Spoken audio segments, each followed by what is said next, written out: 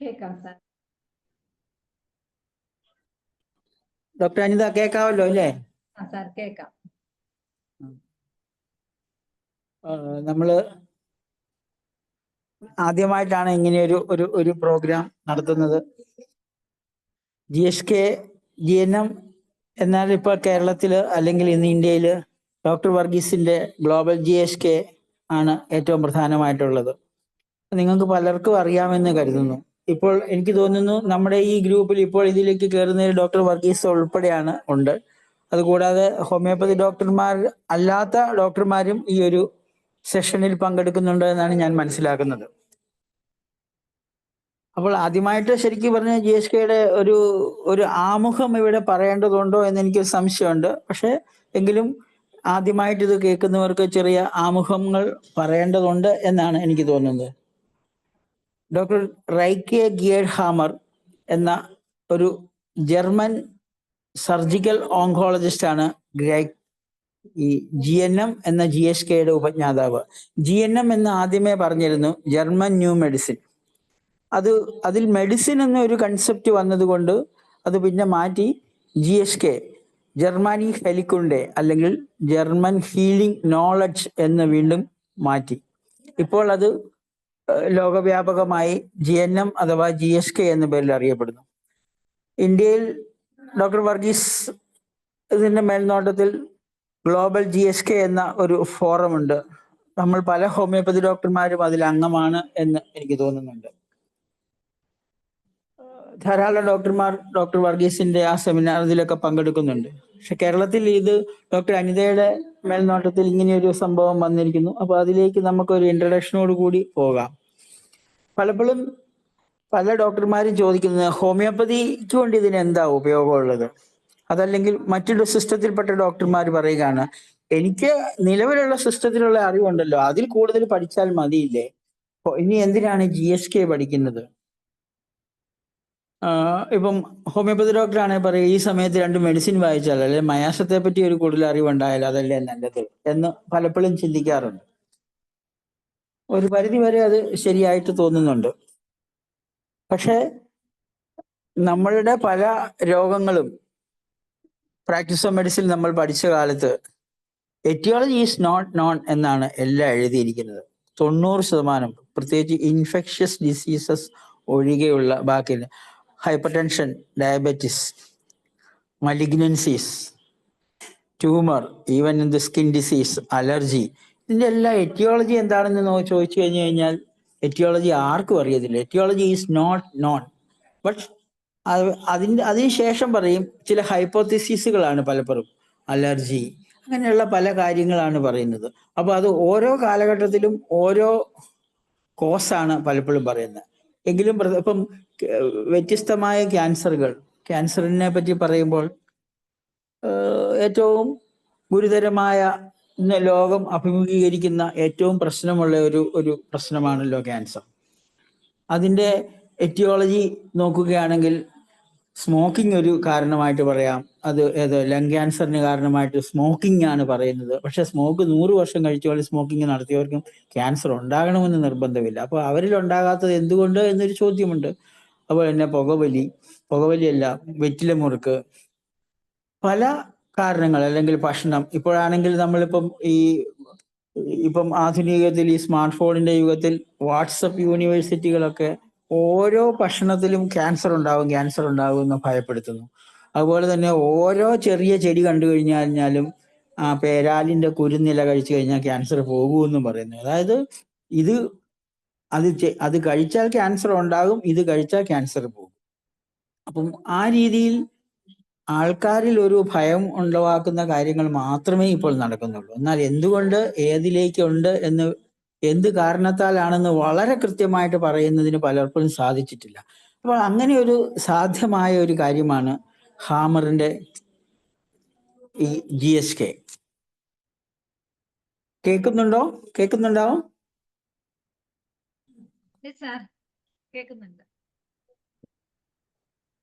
കേൾക്കാം sir. Okay.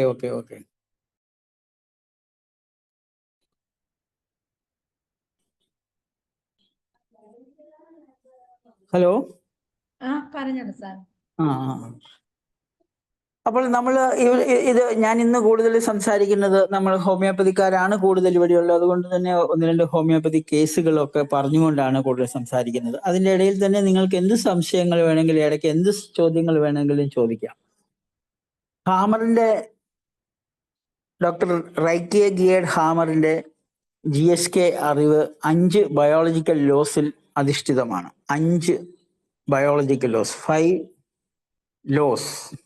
അതിനെ 5 ജൈവിക പ്രകൃതി നിയമങ്ങൾ എന്ന പേരിലാണ് അറിയപ്പെടുന്നത്. അതിൽ 1, 2, 3, 4, 5. അതിൽ ആദ്യത്തെ ലോ ആണ് the iron rule of cancer. Or ഏത് രോഗങ്ങളും ഉണ്ടാകുന്നത് ഒരു ശരീരത്തിൽ അല്ലെങ്കിൽ മനസ്സിൽ ഉണ്ടാകുന്ന ഒരു കൺഫ്ലിക്റ്റിനെ തുടർന്നുള്ളതാണ്. എന്താണ് കൺഫ്ലിക്റ്റ് എന്ന് പലപ്പോഴും പല ഡോക്ടർമാർ സംസാരിക്കാറുണ്ട്. എന്താണ് കൺഫ്ലിക്റ്റ്?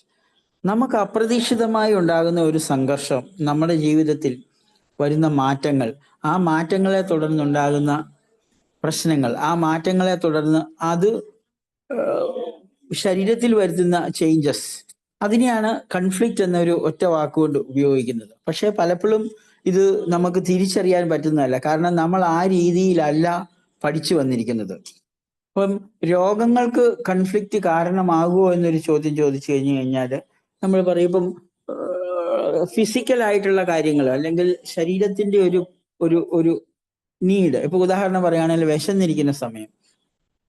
വിശന്നിരിക്കുന്ന സമയത്ത് ഒരാൾ ഭക്ഷണം കഴിക്കാൻ തുടങ്ങുന്നതിന് തൊട്ട് മുമ്പ് ഒരു അറിവ് കിട്ടുന്നു, ആ വ്യക്തിയുടെ പ്രധാനപ്പെട്ട അല്ലെങ്കിൽ അടുത്ത ഒരാൾക്ക് എന്തോ ഒരു അപകടം സംഭവിച്ചിരിക്കുന്നു, അല്ലെങ്കിൽ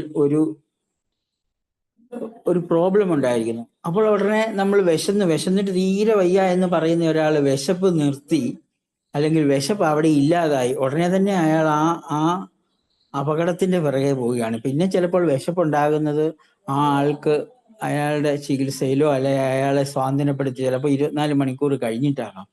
അപ്പോൾ നമ്മുടെ ശരീരത്തിന്റെ ഒരു ആവശ്യത്തിനെ കഴിഞ്ഞും കൂടുതൽ സഹിക്കുക എന്ന അല്ലെങ്കിൽ നമുക്ക് ഉണ്ടാകുന്ന അപ്രതീക്ഷിതമായിട്ട് ഉണ്ടാകുന്ന ആ പ്രശ്നത്തിന്റെ പേരിലാണ് എന്ന് നമുക്ക് ഓരോ അർത്ഥത്തിലും മനസ്സിലാവും. അപ്പൊ നമുക്ക് പലപ്പോഴും ഹോമിയോപ്പതിക്കാരിൽ പറഞ്ഞിരിക്കുന്ന ഒരു വിഷയമാണ് രോഗത്തിന് കാരണമായിട്ട് പറയുന്നത് അഫോറിസം 16 പറയുന്ന കൺസെപ്ച്വൽ ഡൈനാമിക് ഡിസീസ് അല്ലെങ്കിൽ conceptual dynamic derangement of the vital force. ഈ വൈറ്റൽ ഫോഴ്സിനുണ്ടാകുന്ന മാറ്റങ്ങളാണ് രോഗങ്ങൾക്ക് അടിസ്ഥാന കാരണം എന്ന് പറയുന്നത്. അത് എന്താണ് ഒരു ഒരു ഒരു ഡിറേഞ്ച്മെന്റ് കൊണ്ടുണ്ടായ ഒരു കൃത്യമായ ഒരു കൃത്യമായ രോഗത്തിനൊരു ഉദാഹരണം പറയാമോ എന്ന് ചോദിച്ചു കഴിഞ്ഞാൽ പല ഡോക്ടർമാർക്കും പറയാൻ സാധിക്കാറുമില്ല. നമ്മളിങ്ങനെ പറയാറുണ്ട്. അതുപോലെ തന്നെ ഇപ്പോൾ ആയുർവേദത്തിന്റെ സംഭവം പറയുവാണെങ്കിൽ ആയുർവേദത്തിൽ അവര് ത്രിദോഷ സിദ്ധാന്തങ്ങൾ പറയുന്നു. ഓരോ സിദ്ധാന്തത്തിനനുസൃതമായ ഓരോ ചികിത്സാ സമ്പ്രദായത്തിലും അതിനനുസരിച്ചിട്ടുള്ള കാര്യങ്ങളാണ് പറയുന്നത്. പക്ഷെ GSKയിൽ എന്താണ് ശരീരത്തിലും സൈക്കിലും ബ്രെയിനിലും നടക്കുന്നത് എന്നും ആ നടക്കുന്ന വിഷയങ്ങൾ എങ്ങനെയാണ് ഉണ്ടായത് എന്നും അതിനെ എങ്ങനെ നമുക്ക് വേണ്ട രീതിയിൽ പ്രയോജനപ്പെടുത്താമെന്നുമുള്ള നമ്മുടെ ഒരു അറിവാണ് GSK വഴി നൽകുന്നത്. അതിൽ ആദ്യത്തെ നിയമമാണ് the iron rule of cancer. അതല്ലെങ്കിൽ നമുക്ക് രോഗങ്ങൾ ഉണ്ടാകുന്നത് പെട്ടെന്ന് അപ്രതീക്ഷിതമായിട്ട് ജീവിത സാഹചര്യത്തിൽ ഉണ്ടാകുന്ന ഒരു സംഘർഷം. ആ സംഘർഷം മാനസികമാണ്. അതാണ് ആ മാനസികമായ സംഘർഷത്തിനെയാണ് ഹോമിയോപ്പതിയിൽ ഡൈനാമിക് ഡിറേഞ്ച്മെന്റ് എന്ന് പറയുന്നത്.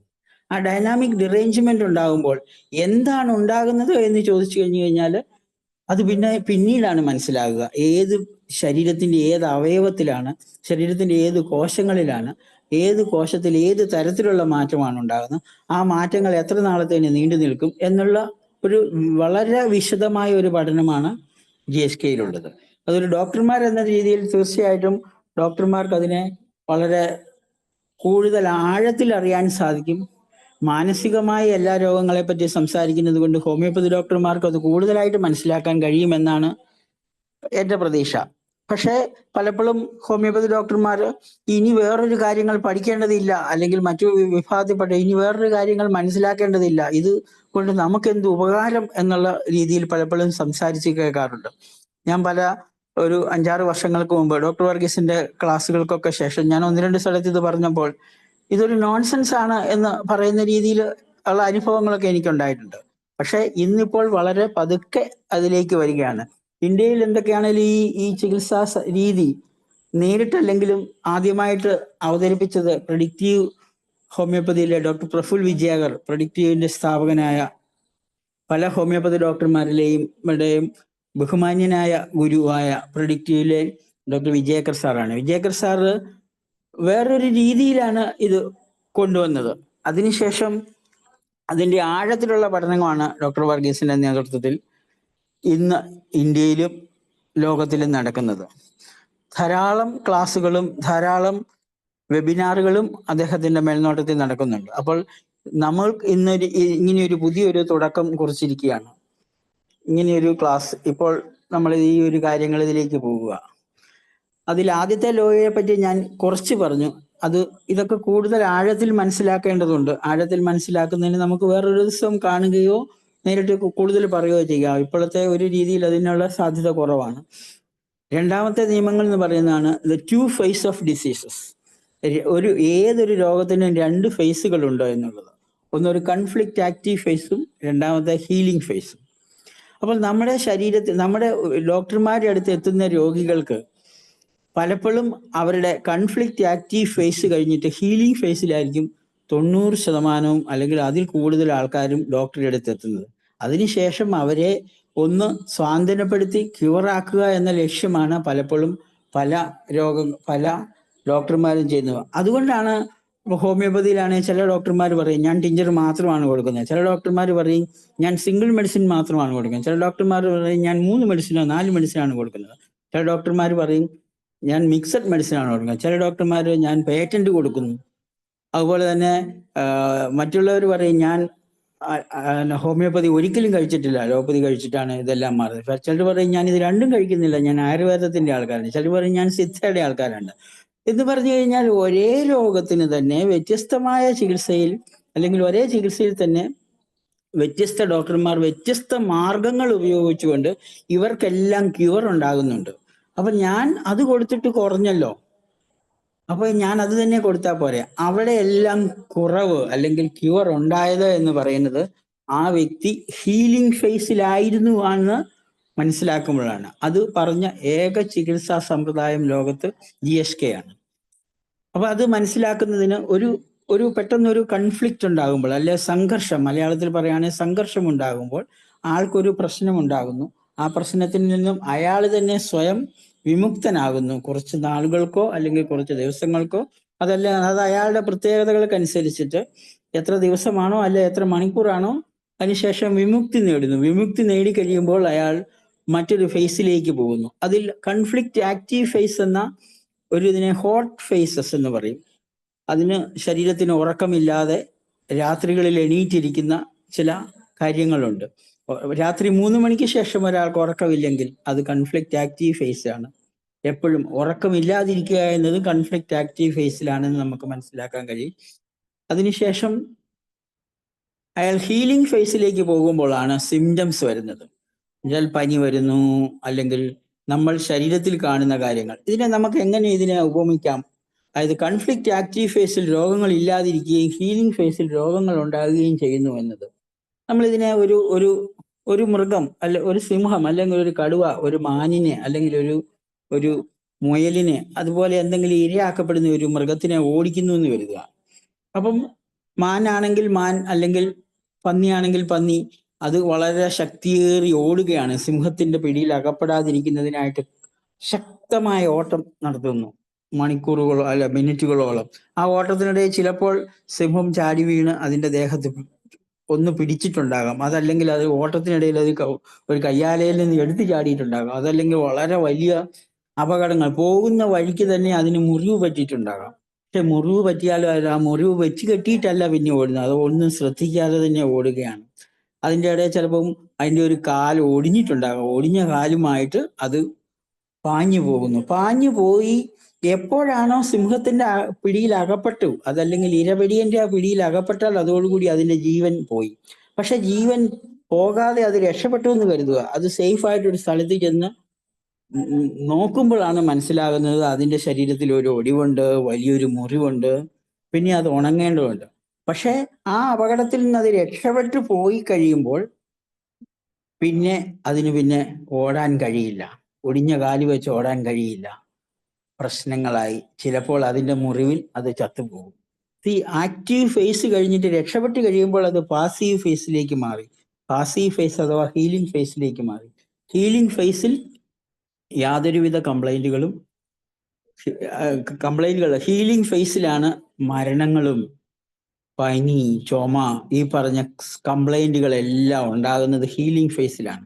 അതിനെയാണ് നമ്മൾ പലപ്പോഴും മരുന്നുകൾ കൊടുത്ത് രക്ഷപ്പെടുത്തുന്നത്.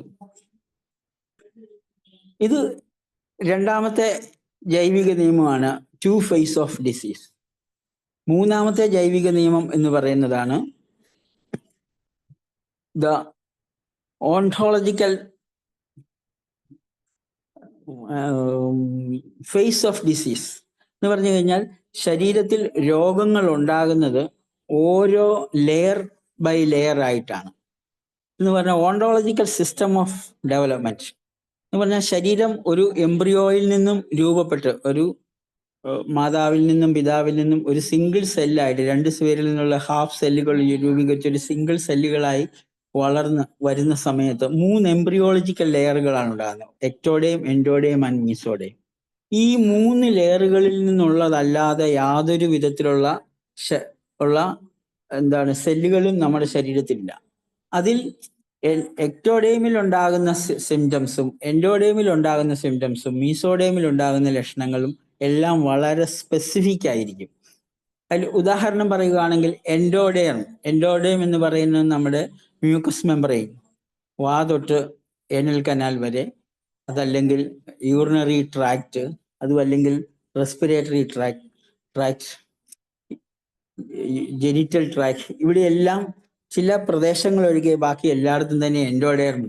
എൻഡോഡേമിൽ ഒരു വ്യക്തിക്ക് ഒരു കൺഫ്ലിക്റ്റ് ഉണ്ടാകുമ്പോൾ അവിടെ ആദ്യമേ സെൽ പ്രോലിഫറേഷൻ ഉണ്ടാകുകയാണ്. സെൽ പ്രോലിഫറേഷൻ എന്ന് പറഞ്ഞാൽ ഒരു ട്യൂമർ ഫോർമേഷൻ, സെൽ അഡീഷണൽ ആയിട്ടുണ്ടാകും.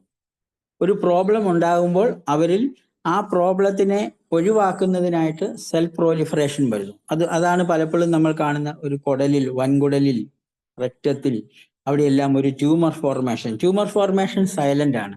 അത് കഴിഞ്ഞിട്ട് ആ വ്യക്തി ആ ഒരു പ്രശ്നത്തിനകത്ത് നിന്ന് വിമുക്തി നേടുമ്പോൾ അത് അൾസറേറ്റ് ചെയ്യുന്നു, അവിടെ ഡിസെൻറ്റിഗ്രേഷൻ ഉണ്ടാകുന്നു. ആ ഡിസെൻറ്റിഗ്രേഷൻ ഉണ്ടാകുന്ന സമയത്ത് ബ്ലീഡിങ് വരും. അന്നേരമാണ് നമ്മൾ പലപ്പോഴും കണ്ടെത്തുന്നത് പൈൽസ് എന്ന അസുഖം, അതല്ലെങ്കിൽ റെക്ടൽ ക്യാൻസർ, അതുമല്ലെങ്കിൽ കോളോൺ ക്യാൻസർ. ഈ പറഞ്ഞ പല കാര്യങ്ങളും അന്നേരമാണ് കണ്ടെത്തുന്നത്.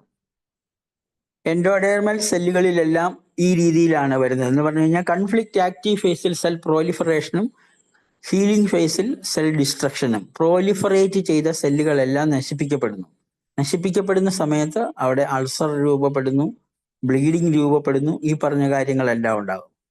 അതേസമയം എക്ടോഡേമിലേക്ക് വരുമ്പോൾ ശരീരത്തിന്റെ പുറം ഭാഗത്തുള്ള പുറം ഭാഗത്ത് മാത്രമല്ല എക്ടോഡേം ഉള്ളത്, ഇത്തിരി ഉള്ളിലേക്ക് ഇൻവാജിനേഷൻസ് ഉള്ള ഓറിഫൈസസിന്റെ എല്ലാം ഉള്ളിൽ എക്ടോഡേം ആണുള്ളത്. അങ്ങോട്ട് വരുന്ന സമയത്തും ഈ പറഞ്ഞ എക്ടോഡേം ഉണ്ട്. എക്ടോഡേമിൽ കൺഫ്ലിക്റ്റ് ആക്റ്റീവ് ഫേസിൽ സെൽ ലോസ് അഥവാ അൾസറേഷൻ വരുന്നു. നമുക്കറിയാം, വായിലൊരു ചെറിയ അൾസർ ഉണ്ടായത്, അല്ലെങ്കിൽ ഒരാളുടെ ശരീരത്തിൽ ഒരു ബോയിൽ ഉണ്ടായത്, സെക്കൻഡുകൾക്കുള്ളിൽ ആരും തിരിച്ചറിയുന്നതിനുള്ളിൽ തന്നെ ഒരു ബോയിൽ വന്നു. അത് പെട്ടെന്നാണ് അത് തിരിച്ചറിയുന്നത്. അതിനുശേഷം അത് ഹീലായി വരാൻ അവിടുത്തെ കൺഫ്ലിക്റ്റ് ഹീലിംഗ് ഫേസിൽ സെൽ അഡീഷൻ ഉണ്ടാകുന്നു. നഷ്ടപ്പെട്ടു പോയ സെല്ലുകളെല്ലാം തിരിച്ചു വരുന്നു. എക്ടോഡേമിൽ വരുന്നതാണ് നമ്മുടെ skin eczema, topic dermatitis, skin conditions. അതുപോലെ തന്നെയാണ് പെരിയോസ്റ്റിയവും എക്ടോഡേമാണ്. അതൊക്കെ നമുക്ക് വളരെ ആഴത്തിൽ പഠിക്കേണ്ട കാര്യങ്ങളാണ്. ഇതിപ്പോൾ ഒരു ബേസിക് ആയിട്ടുള്ള ഒരു അണ്ടർസ്റ്റാൻഡിംഗ് എന്നാണ് ഞാനിപ്പോൾ പറഞ്ഞു വരുന്നത്. പിന്നെയുള്ളത് ഓൺടോജനിക് സിസ്റ്റം ഓഫ് മൈക്രോബ്സ് വളരെ കോൺട്രോവേഴ്ഷ്യൽ ആയിട്ടുള്ള ഒരു കാര്യമാണ് മൈക്രോബ്സിനെ പറ്റിയുള്ള. അതായത് ഒരു സെൽ പ്രോലിഫറേഷൻ ഉണ്ടാകുമ്പോൾ ആ സെല്ലിനെ നശിപ്പിക്കുന്നതിനുള്ള microbes, whether it is virus or bacteria, അതിനെയും ശരീരം തന്നെയാണ് വളർത്തുന്നത് എന്ന വളരെ ഗ്രൗണ്ട് ബ്രേക്കിംഗ് ആയിട്ടുള്ള ഒരു അറിവാണ് ഹാമർ നമുക്ക് നൽകിയിരിക്കുന്നത്. എന്ന് പറഞ്ഞാൽ ഏതെങ്കിലും ഒരു സ്ഥലത്ത് ഒരു ട്യൂമർ ഉണ്ടായിട്ടുണ്ടെങ്കിൽ ആ ട്യൂമറിനകത്ത് തന്നെ ആ ട്യൂമറിനെ നശിപ്പിക്കുന്നതിനായിട്ടുള്ള മൈക്രോബ്സ് ശരീരം തന്നെ വളർത്തുന്നു. എന്ന് പറഞ്ഞു കഴിഞ്ഞാൽ മൈക്രോബ്സിനെ കൺട്രോൾ ചെയ്യുന്നത് ശരീരത്തിന്റെ ബ്രെയിൻ ആണെന്നാണ് അതിന്റെ മറ്റൊരർത്ഥം. എക്സ്റ്റേണൽ അല്ല. അപ്പോൾ ഇവിടെ നമ്മൾ ഇൻഫെക്ഷൻ തിയറിയെ പറ്റിയൊക്കെ വളരെയധികം കോൺട്രോവേഴ്സികൾ ഉണ്ടാക്കിയിട്ടുണ്ട്. കാരണം എന്താണെന്ന് വെച്ച് കഴിഞ്ഞാൽ പലപ്പോഴും നമ്മുടെ ശരീരത്തിൽ ഇപ്പോൾ വെദർ ഇറ്റ് സ്ട്രെപ്റ്റോകോക്കസ് ആണെങ്കിലും സ്റ്റെഫൈലോകോക്കസ് ആണെങ്കിലും ഗോണോകോക്കസ് ആണെങ്കിലും വ്യക്തിയിൽ ഇതെല്ലാവരുടെയും ശരീരത്തിലുണ്ട്. പക്ഷേ ചില പ്രത്യേക സന്ദർഭങ്ങളിലാണ് അത് ആക്റ്റീവ് ആകുന്നതും അത് അതിന് തകരാറുകൾ ഉണ്ടാക്കുന്നത്. തകരാറുകളാണോ എന്നുള്ളതാണ് സംശയം. അതിനും വളരെ കൃത്യമായ ഒരു വിശദീകരണം ഹാമർ GSKയിൽ കൂടി നൽകിയിട്ടുണ്ട്. ഞാനിപ്പോൾ ഈ പറഞ്ഞു വരുന്നത് ഒരു അറിവിന്റെ ഒരു തുടക്കമാണ്. അതിനുശേഷം അതിലേക്ക് നമ്മൾ ഓരോരുത്തരും സ്വയം ഇറങ്ങിയെങ്കിൽ മാത്രമേ നമുക്കത് പൂർണ്ണമായിട്ട് മനസ്സിലാക്കാൻ കഴിയൂ. ഇത് നാലാമത്തെയാണ് മൈക്രോബ്സിനെ പറ്റിയുള്ള 4ാമത്തെ ലോ. 5ാമത്തെ ലോ എന്ന് പറയുന്നതാണ് ഇതിന്റെ എല്ലാം കൂടെ കൂട്ടിച്ചേർന്ന് ക്വിൻറ്റിസെൻസ് ഓഫ് ഓൾ 4 ലോസ് എന്ന് പറഞ്ഞു കഴിഞ്ഞാൽ അതിന് മറ്റൊരു അർത്ഥമാണുള്ളത്. നമ്മുടെ ശരീരത്തിലുണ്ടാകുന്ന ഈ മാറ്റങ്ങളെ എല്ലാം കൂടി നടക്കുന്നത് ഇത് എന്തിനാണെന്നുള്ളതാണ്. സാധാരണഗതിയിൽ നമ്മൾ പറയും ഒരാൾക്ക് ടോൺസിലൈറ്റിസ് ഉണ്ടായി, അതല്ലെങ്കിൽ ഫാരിഞ്ചൈറ്റിസ് ഉണ്ടായി, അതല്ലെങ്കിൽ അപ്പൻഡിസൈറ്റിസ് ഉണ്ടായി, അതല്ലെങ്കിൽ ഒരു യൂറിത്രൈറ്റിസ് ഉണ്ടായി, ന്യൂമോണിയ ഉണ്ടായി. എന്തുകൊണ്ടുണ്ടായി, അതല്ലെങ്കിൽ ഏത് കാരണത്താലുണ്ടായി, അതല്ലെങ്കിൽ അലർജിക് തുമ്മലുണ്ടായി, നമ്മൾ പറയും ഇന്ന റീസണും കൊണ്ടാണ്. പക്ഷേ GSKയിൽ എന്തിന് എന്നൊരു ചോദ്യം കൂടെ ചോദിക്കുന്നുണ്ട്. എന്തിനാണ് രോഗമുണ്ടായത്, എന്തിനാണ് തുമ്മിയത്? ഉദാഹരണത്തിന് ഒരു തുമ്മൽ ഉണ്ടായി എന്ന് പറഞ്ഞു കഴിഞ്ഞാൽ എന്തിനാണ് തുമ്മിയത് എന്ന് ചോദിച്ചാൽ നമുക്കറിയാം ആ എൻവയോൺമെന്റ്, എക്സ്റ്റേണൽ എൻവയോൺമെന്റ് എന്ന് പറയുന്നത് നമുക്ക് സുഖകരമല്ലാതായിട്ട് ആയപ്പോഴാണ് നമുക്ക് ആ തുമ്മൽ ഉണ്ടായത്. എക്സ്റ്റേണൽ എൻവയോൺമെന്റ് സുഖകരമല്ലാതാകുമ്പോൾ തുമ്മൽ വരുന്നു. ഇതിനെ നമ്മൾക്ക് ഇപ്പോൾ ഏതെങ്കിലും പൊടിയുള്ള സ്ഥലത്ത് നിന്ന് നിങ്ങൾ തുമ്മൽ ഉണ്ടായത് അത് ശരീരത്തിന്റെ ഒരു പ്രൊട്ടക്റ്റീവ് മെക്കാനിസമാണ്. ആ പ്രൊട്ടക്റ്റീവ് മെക്കാനിസത്തിന് പകരം നമ്മുടെ എൻവയോൺമെന്റ് നമുക്ക് സുഖകരമല്ലെന്ന് ശരീരത്തിന് തോന്നിയാൽ ആ പ്രശ്നം പലപ്പോഴും രോഗമായിട്ട് വരും. ഇപ്പോൾ അതിനൊരു ഉദാഹരണമായിട്ട് ഞാൻ ഒരു കുട്ടിയുടെ കേസ് പറയാം.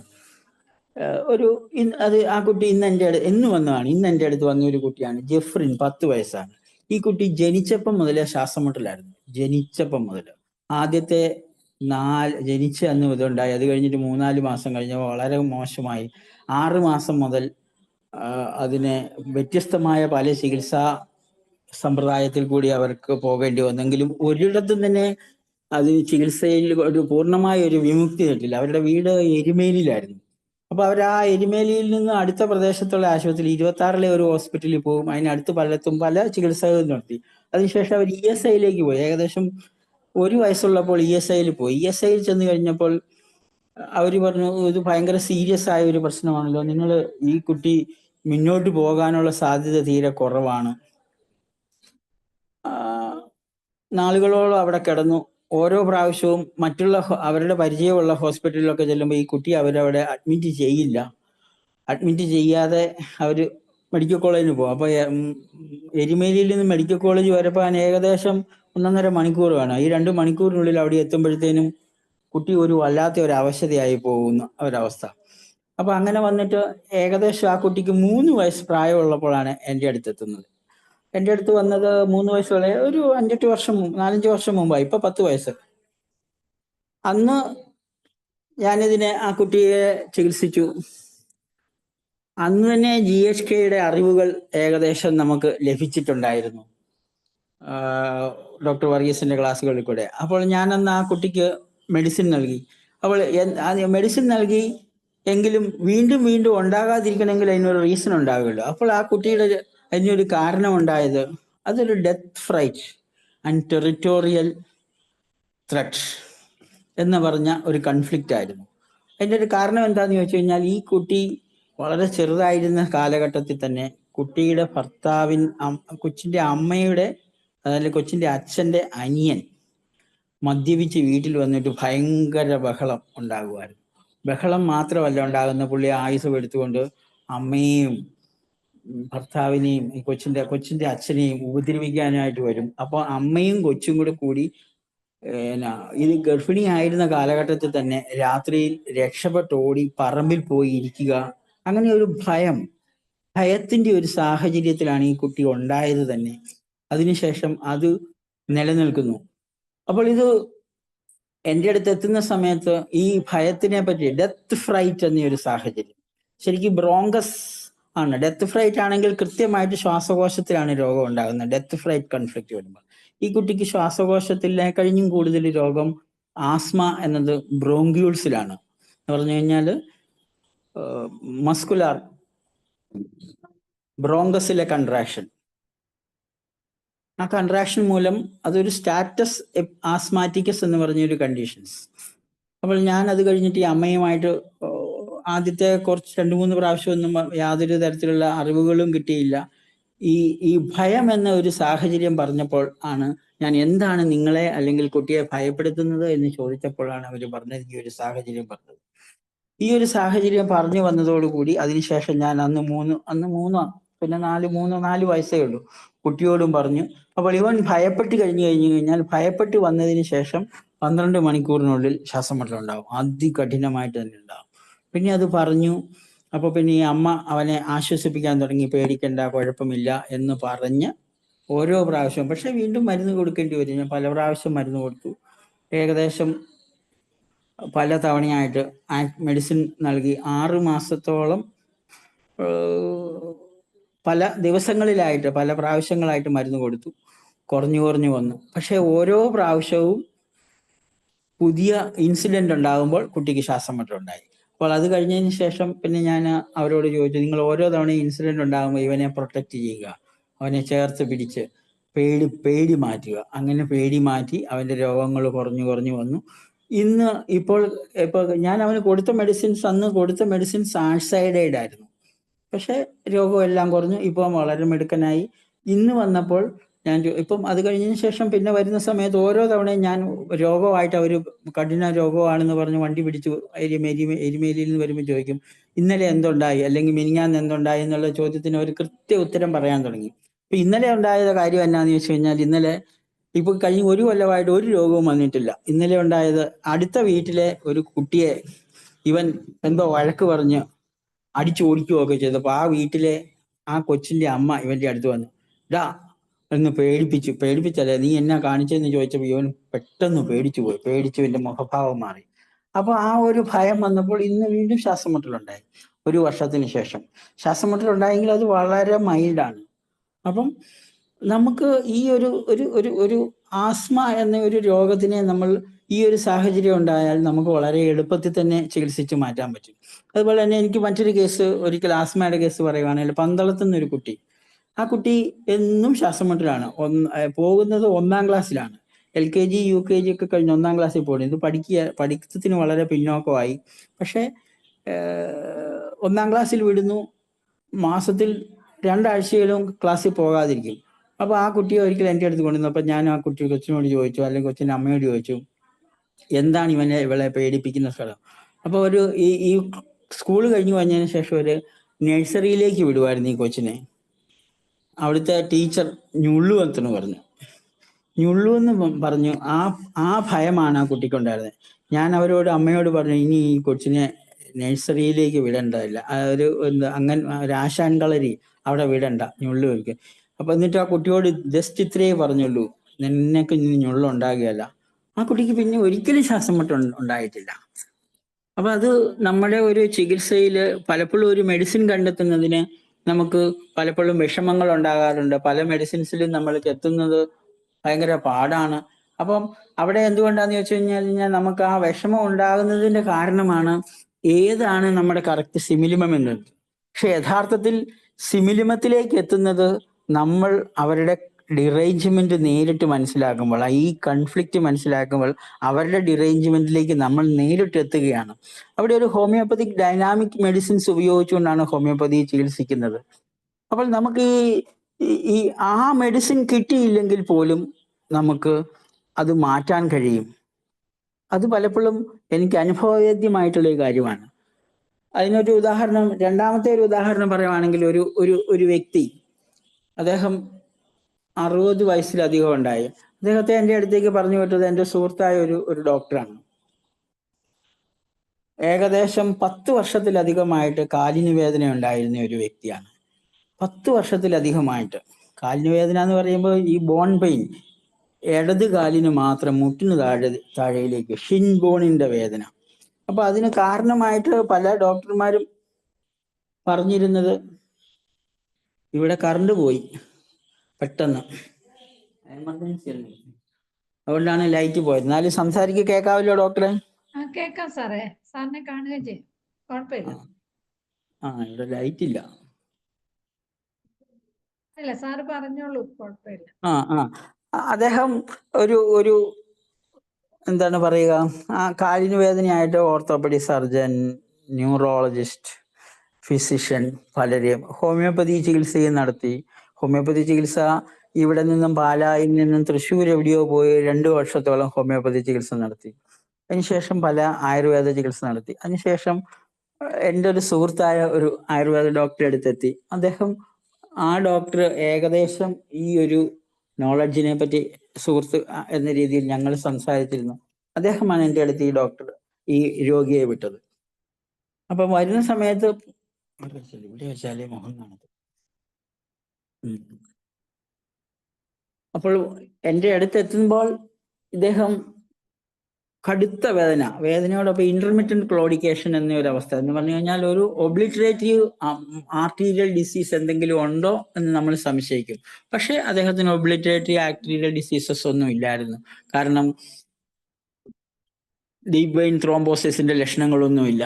പിന്നെ അയാൾ 15 കൊല്ലം മുമ്പ് നിർത്തിയ സ്മോക്കിങ്ങിനെയാണ് എല്ലാവരും കുറ്റം പറഞ്ഞുകൊണ്ടിരുന്നത്, മറ്റു ഡോക്ടർമാരും എല്ലാവരും.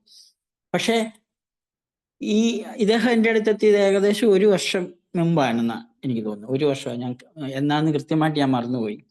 1 വർഷം മുമ്പ് എത്തിയ അദ്ദേഹത്തോട് വേദനകൾ, കഠിനമായ വേദന. അദ്ദേഹത്തിന് ഒരു രാവിലെ എണീറ്റ് കഴിഞ്ഞാൽ കുറേ സമയത്തേന് വേദനയാണ്. നടക്കാൻ പറ്റുന്നില്ല, ജോലി ചെയ്യാൻ പറ്റുന്നില്ല. അങ്ങനെയുള്ള ഒരു വല്ലാത്ത ഒരവസ്ഥ. നമ്മൾ ഇത്രമാത്രം സഹിച്ചാണല്ലോ അദ്ദേഹം ജീവിക്കുന്നത് എന്ന് നമുക്ക് ഓർത്തു പോകുന്നു. ഇതൊക്കെ ആണെങ്കിലും അയാൾ ഭയങ്കര കഠിനാധ്വാനിയാണ്.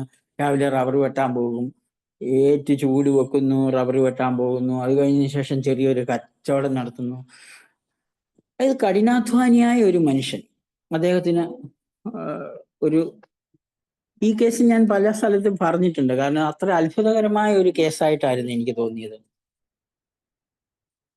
അദ്ദേഹത്തിന് ഈ വേദനകൾ ഉണ്ടാകുമ്പം എന്ത് കാരണത്താൽ ഉണ്ടാകുന്നു എന്നൊന്നും അറിഞ്ഞുകൂടാ. പക്ഷെ ഞാൻ ഈ ഹോമിയോപ്പതിയിലെ പല മെഡിസിൻസിന് ഒന്നും കൊടുക്കാനൊന്നും അല്ല ആദ്യമേ പോയത്. അയാൾക്ക് എന്തുകൊണ്ട് ഈ വേദന ഉണ്ടായി എന്നാണ് ആദ്യമേ തന്നെ ചിന്തിച്ചത്.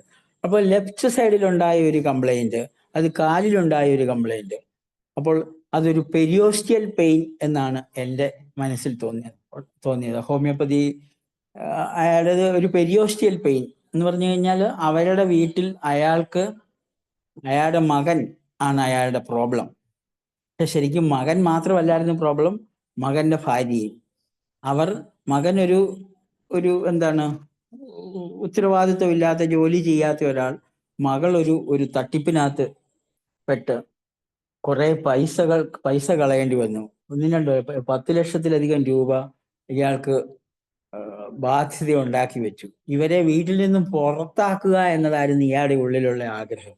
A kick off my house.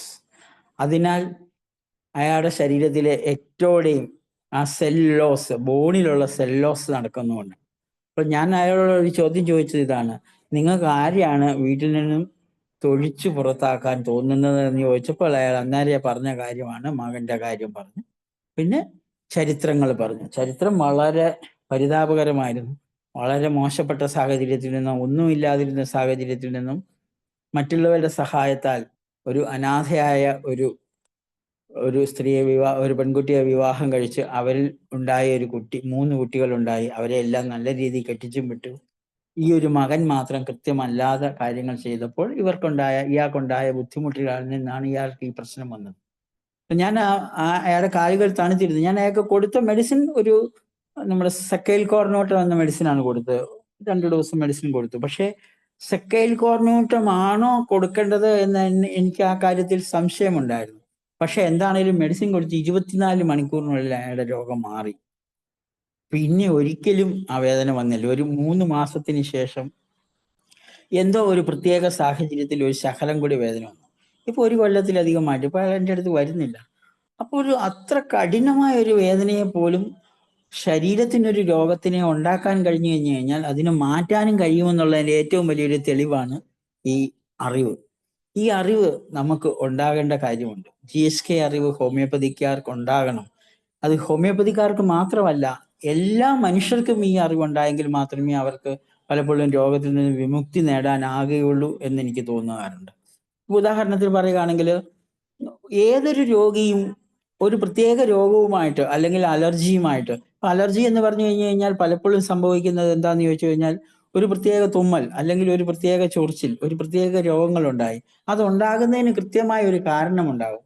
ആ കാരണത്തിനെ ശരീരം അല്ലെങ്കിൽ ബ്രെയിൻ രജിസ്റ്റർ ചെയ്യുന്നുണ്ട്. ഈ രജിസ്റ്റർ ചെയ്യുക എന്ന് ഉദ്ദേശിച്ചതിൽ നിന്ന് മനസ്സിലാക്കുന്നത് എന്താന്ന് ചോദിച്ചു കഴിഞ്ഞാൽ, നമ്മൾ വണ്ടി ഓടിക്കുന്ന സമയത്ത് പലരും കണ്ടിട്ടില്ലേ, വണ്ടി ഓടിച്ചുകൊണ്ട് പോകുന്ന സമയത്ത് ഒരു അപകടമോ അല്ലെങ്കിൽ എന്തെങ്കിലും ഒരു ചെറിയൊരു പ്രശ്നമോ ഉണ്ടാകുമ്പോൾ ആ സ്ഥലം നമുക്ക് അവിടെ വെച്ചിട്ട്, അപകടം ഉണ്ടായ ആ സ്ഥലം നമ്മൾ ഓർത്തിരിക്കും. പക്ഷെ ഓർത്തിരിക്കുക എന്ന് പറഞ്ഞാൽ ഒരു പ്രത്യേക സ്ഥലം ഓർത്തിരിക്കില്ല, പക്ഷെ കാര്യം ഓർത്തിരിക്കും. ഇപ്പം ഒരു ആക്സിഡന്റ് ഉണ്ടായെന്ന് കരുതുക, അതല്ലെങ്കിൽ ഒരു പ്രത്യേക സമയത്ത് ഒരു പ്രത്യേക ആൾ വന്ന് ഉപദ്രവിച്ചെന്ന് കരുതുക. ബ്രെയിൻ രജിസ്റ്റർ ചെയ്യുന്നത് എങ്ങനെയാന്ന് ചോദിച്ചു കഴിഞ്ഞാൽ, ഇപ്പോൾ ആക്സിഡന്റ് ആണെങ്കിൽ ഒരു 5 കൊല്ലത്തിന് ശേഷം ആ പ്രദേശത്ത് ചെല്ലുമ്പോൾ നമുക്ക് ഓർമ്മ വരും, ഇവിടെ വെച്ചിട്ടാണല്ലോ എനിക്ക് പണ്ട് ആക്സിഡന്റ് ഉണ്ടായത്. അതല്ലെങ്കിൽ ഒരു അപകടം ഉണ്ടാകുകയാണെങ്കിൽ, ഒരു കളർ ഉണ്ടായാൽ, അതല്ലെങ്കിൽ സമയം ഉണ്ടായാൽ, മഴയുള്ള സമയത്ത്, ഇതെല്ലാം ബ്രെയിൻ ഓർത്തിരിക്കും. എന്ന് പറഞ്ഞാൽ ഒരു ഫോട്ടോഗ്രാഫിക് മെമ്മറി. അപ്പോൾ ഈ ബ്രെയിൻ ഇങ്ങനെ ഓർത്തിരിക്കുന്ന അതിനെയാണ് ബ്രെയിൻ രജിസ്ട്രേഷൻ എന്ന് പറയുന്നത്. ഈ രജിസ്ട്രേഷൻ ഉണ്ടാകുന്ന സമയത്ത് നമ്മൾ പോലും അറിയാതെ, അത് എന്താന്ന് വെച്ച് കഴിഞ്ഞാൽ ചില ഭക്ഷണ പദാർത്ഥങ്ങളോടുള്ള അലർജിക്കുള്ള കാരണം അതാണ്. ഡോക്ടർ വർഗീസ് ഒരിക്കലും ഒരു കല്ലുമ്മക്കായുടെ ഒരു കേസ് പറഞ്ഞ് ഞാൻ ഇപ്പോഴും ഓർക്കുന്നുണ്ട്. ഒരാൾക്കൊരു കല്ലുമ്മക്ക കഴിച്ചപ്പോൾ ആദ്യമായിട്ട് കൺഫ്ലിക്റ്റ് ഉണ്ടായ സമയത്ത് കല്ലുമ്മക്ക വിഭവത്തിലുണ്ടായിരുന്നു. അത് കഴിഞ്ഞതിന് ശേഷം പിന്നെ കല്ലുമ്മക്ക അലർജി ആയിട്ട് മാറി. അതുപോലെ നമ്മൾ ഒരു ബ്രെയിൻ രജിസ്ട്രേഷൻ എന്ന ഒരു കാര്യവും നമ്മുടെ ഉള്ളിലുണ്ട്. അപ്പം ഈ ശ്വാസമുട്ടലോ എന്നൊക്കെയുള്ള കാര്യത്തിൽ പിന്നെ ഈ രജിസ്ട്രേഷൻ നടന്നു കഴിഞ്ഞാൽ, ഇപ്പൊ സ്കൂളിൽ പോകുമ്പം കുട്ടി ആദ്യമേ സ്കൂളിൽ പോകുമ്പം കുട്ടിക്ക് സ്കൂളിൽ പോകാൻ ഇഷ്ടമില്ല. സ്കൂളിൽ പോകാൻ ഇഷ്ടമില്ലാത്തപ്പോൾ പലപ്പോഴും ആദ്യമായിട്ട് കുട്ടിയെ വിടുന്നത് എങ്ങനെയാന്ന് ചോദിച്ചു കഴിഞ്ഞാൽ, അപ്പനും അമ്മയും കൂടെ തല്ലി പിടിച്ച് ഓടിച്ചിട്ട് പിടിച്ച് ബലമായിട്ടൊക്കെ ആകാം. ആദ്യത്തെ ദിവസം കുട്ടി വിചാരിക്കുന്നത് ഞാൻ ഉപേക്ഷിക്കപ്പെട്ടു പോയി. കുട്ടിയുടെ മനസ്സിലുള്ളത് ഞാൻ ഉപേക്ഷിക്കപ്പെട്ടു, എന്നെ അമ്മ പിന്നെ വേണ്ടാന്ന് വെച്ചു, അത് എന്നെ വേറൊരു സ്ഥലത്തേക്ക് വിട്ടു, ആ സ്ഥലവുമായിട്ട് എനിക്ക് ഒരു വിധത്തിൽ യോജിക്കാൻ പറ്റില്ല. സ്കൂളിൽ ചെന്ന് കഴിഞ്ഞു കഴിഞ്ഞാൽ അന്നേരം തന്നെ അവിടെ പൊടിയാണ്, പൊടിയുള്ളപ്പോൾ ശ്വാസമുട്ടലുണ്ടായി, അതല്ലെങ്കിൽ തുമ്മലുണ്ടായി, അതല്ലെങ്കിൽ എക്സിമ ഉണ്ടായി. പലപ്പോഴും നമ്മൾ ഓർത്തിട്ടില്ലേ, പണ്ട് കാലത്തൊക്കെ എക്സിമ ആദ്യമായിട്ടുണ്ടാകുന്നത് സ്കൂളിൽ വിടുന്ന സമയത്തായിരുന്നു. അപ്പൊ ചൊറി പിടിക്കുക, അപ്പൊ അത് സ്കൂളിലെ പ്രശ്നമാണ്. സെപ്പറേഷൻ കൺഫ്ലിക്റ്റ്, വീട്ടിൽ നിന്ന് അമ്മയിൽ നിന്ന് സെപ്പറേറ്റ് ചെയ്തപ്പോൾ ഇതാണ് എന്ന് അവരെ ഒന്ന് മനസ്സിലാക്കി കഴിഞ്ഞാൽ, അമ്മയെയും കൂടെ മനസ്സിലാക്കി കഴിഞ്ഞാൽ ഈ രോഗത്തിന് നമുക്ക് പെട്ടെന്ന് തന്നെ ശമനം ഉണ്ടാകുന്നതാണ്. അത് പറഞ്ഞപ്പോൾ കുറെ കേസുകളുണ്ട്. ശരിക്കും പറഞ്ഞു കഴിഞ്ഞാൽ ഇന്ന് എൻ്റെ അടുത്ത് ഒരു കേസ് വന്നു. ഇന്ന് വന്ന ഒരു കേസ്, അത് ഇപ്പം നമുക്ക് ഇങ്ങനെ സംസാരിക്കുന്ന കൂട്ടത്തിൽ പറയാമല്ലോ. അദ്ദേഹത്തിന് അസൈറ്റിസ് ഉണ്ട്, liver cirrhosis, ascites, rectal bleeding, വളരെ ഗുരുതരാവസ്ഥയിലാണ് ഇരിക്കുന്നത്. ഒരു എന്താണ്, ലിവർ ട്രാൻസ്പ്ലാന്റ് ആണ് വിദഗ്ധ ഡോക്ടർമാർ പറഞ്ഞത്. അപ്പോൾ അദ്ദേഹത്തിന്റെ വീട്ടിൽ നിന്ന് അവരും അദ്ദേഹവും 42 വയസ്സുള്ള ഒരു മനുഷ്യനാണ്. ഇവിടെ മാന്നാനത്ത് നിന്നാണ് വന്നത്. ഇപ്പൊ വയറ് നല്ലപോലെ വീർത്തിരിക്കുകയാണ്, അസൈറ്റിസ്. അപ്പൊ ഇയാളുടെ പ്രശ്നങ്ങൾ ശരിക്കും പറഞ്ഞു കഴിഞ്ഞാൽ, അസൈറ്റിസ് ഉണ്ടാകണമെങ്കിൽ, ലിവർ സിറോസിസ് ഉണ്ടാകണമെങ്കിൽ അയാൾക്ക് സ്റ്റാർവേഷൻ കൺഫ്ലിക്റ്റ് എന്ന കൺഫ്ലിക്റ്റ് ഉണ്ടാകണം.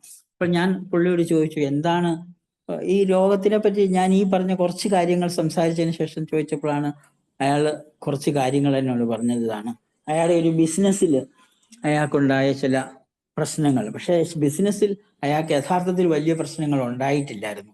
അയാളുടെ പാർട്ട്ണർ, ഇയാളുടെ പാർട്ട്ണറും കൂടി വളരെ നല്ല രീതിയിൽ പൊക്കോണ്ടിരുന്ന ഒരു ബിസിനസ്സിലേക്ക് വേറൊരാളുടെ കടന്നുകയറ്റം ഉണ്ടായി. ആ കടന്നുകയറ്റത്തിനെ ഇയാൾക്ക് എതിർക്കാൻ കഴിഞ്ഞില്ല. ശരിക്കും പറഞ്ഞു കഴിഞ്ഞാൽ എതിർക്കേണ്ട കാര്യമൊന്നുമില്ല, പക്ഷെ ഇയാൾ ഉള്ളിൽ ദേഷ്യം വെച്ചുകൊണ്ടിരുന്നു. എന്ന് പറഞ്ഞാൽ ടെറിറ്റോറിയൽ ആങ്കർ ആണ് അയാൾക്ക് ഉണ്ടായത്. ടെറിറ്റോറിയൽ ആങ്കർ ഉണ്ടാകുമ്പോൾ ലിവർ, ബൈലറി പാസേജസ്, ഇവിടെ എല്ലാം പ്രശ്നം ഉണ്ടാകുകയും നാളുകൾക്ക് ശേഷം അങ്ങനെ വരുമ്പോൾ